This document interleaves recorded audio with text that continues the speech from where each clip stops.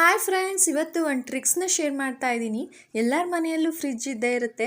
Fridge ಡೋರ್ಗೆ ಒಂದು rubber ಕೊಟ್ಟಿರ್ತಾರಲ್ಲ, ಆ rubber ಅಂತೂ ತುಂಬಾ ಧೂಳಾಗ್ತಾ ಇರುತ್ತೆ. ಆ ಧೂಳನ್ನ ತೆಗಿಯೋಕ್ಕೆ ಹೆಣ್ಮಕ್ಳು ಒಂದು ಸಾಹಸನೇ ಮಾಡಬೇಕು ಫ್ರೆಂಡ್ಸ್.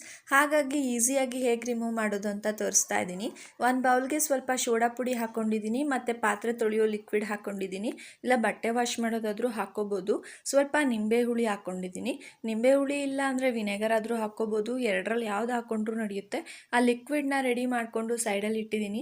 ಈಗ ಒಂದು ಹಳೆ ಸಾಕ್ಸ್ ತಗೊಳ್ಳಿ, ಅದರೊಳಕ್ಕೆ ಒಂದು ವುಡನ್ ಸ್ಕೇಲ್ ಹಾಕೋತಾ ಇದ್ದೀನಿ. ನೀವು ಸಾಕ್ಸ್ ಯಾವ ಕಲರ್ ಆದರೂ ತಗೊಳ್ಳಿ, ನಾನು ನಿಮಗೆ ತೋರ್ಸೋಕ್ಕೋಸ್ಕರ ವೈಟ್ ಕಲರ್ ತಗೊಂಡಿದ್ದೀನಿ ಅಷ್ಟೇ.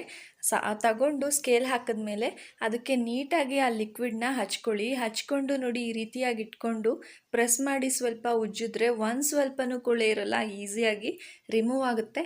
ಈ ಟ್ರಿಕ್ಸ್ ನಿಮಗೆಲ್ಲ ಯೂಸ್ ಆಗಿದೆ ಅಂತ ಅನ್ಕೋತೀನಿ. ಪ್ಲೀಸ್ ಲೈಕ್ ಮಾಡಿ, ಶೇರ್ ಮಾಡಿ, ಕಮೆಂಟ್ ಮಾಡಿ ಫ್ರೆಂಡ್ಸ್.